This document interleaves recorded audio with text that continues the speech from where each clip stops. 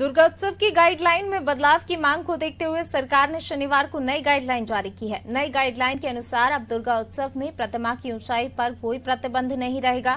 मुख्यमंत्री शिवराज सिंह चौहान ने कहा है कि दुर्गा उत्सव में स्थापित की जाने वाली दुर्गा प्रतिमाओं पर 6 फीट ऊंचाई का प्रतिबंध नहीं रहेगा।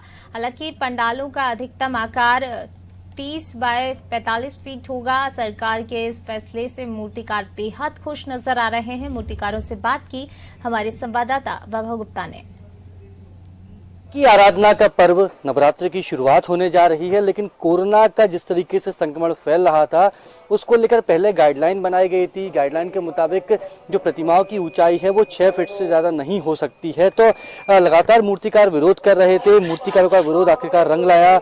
मुख्यमंत्री शिवराज सिंह चौहान ने समीक्षा बैठक की। समीक्षा बैठक में इस बात के निर्देश दिए गए कि मूर्तियों की जो ऊंचाई होती है उस पर किसी भी तरह का कोई प्रतिबंध नहीं रहेगा। हालांकि चल समारोह और गरबा की जो परमिशन है वो नहीं दी जाएगी। तो अब बेहद महत्वपूर्ण है कि प्रतिमाएं की जो ऊंचाई की जो नियम बनाया गया था उसमें बदलाव कर दिया है। और आप देख सकते हैं कि किस तरीके से प्रतिमाएं बनाने का काम चल रहा है। बड़ी बड़ी सुंदर सुंदर यहाँ पर प्रतिमाएं बन रही हैं। शेर की सवारी करती हुई माँ दुर्गे की ये प्रतिमा बन रही है। तो जो ऊंचाई का जो एक नियम बनाया गया था उस नियम में बदलाव कर दिया है।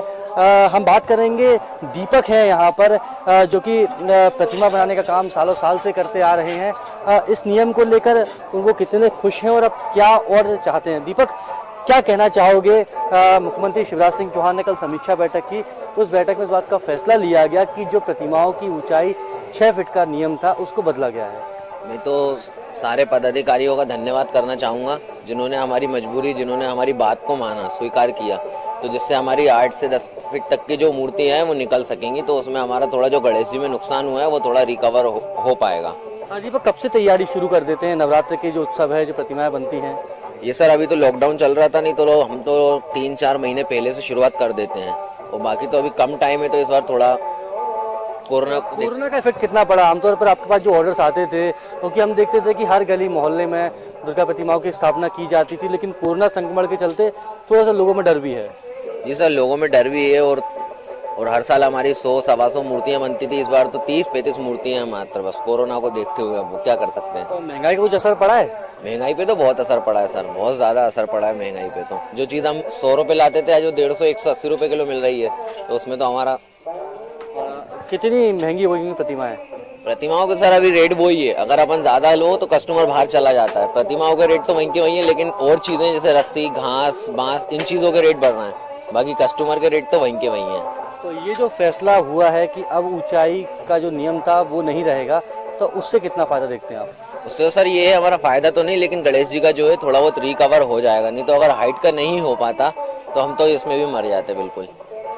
ये थे मूर्तिकार दीपक, जिन्होंने कहा कि जो फैसला लिया गया है वो बहुत सार्थक फैसला है, क्योंकि इस फैसले को लेने से जो प्रतिमाएं, क्योंकि पहले से प्रतिमाएं बनना शुरू हो जाती हैं और बुकिंग हो जाती है बाकायदा प्रतिमाओं की। और जो नियम आया था, जो गाइडलाइन आई थी वो अब से कुछ दिन पहले आई थी, और गाइडलाइन में जो 6 फीट की बात की गई थी, तो जब मूर्तियां पहले ही बनकर तैयार हो जाएंगी तो फिर मूर्तियों की जो ऊंचाई होती है उसको कम करना संभव नहीं है। मुख्यमंत्री शिवराज सिंह चौहान के पास पहुंचे थे मूर्तिकार, विरोध जताया था, जिसके बाद मूर्तिकारों को देखते हुए सरकार ने, मुख्यमंत्री शिवराज सिंह चौहान ने ये फैसला लिया है कि मूर्तियों को लेकर किसी भी तरह का कोई बंधन नहीं रहेगा। हालांकि पंडालों की लंबाई और जो चौड़ाई की बात की जाती है उसका फैसला, उसमें भी थोड़ा सा बदलाव किया गया है।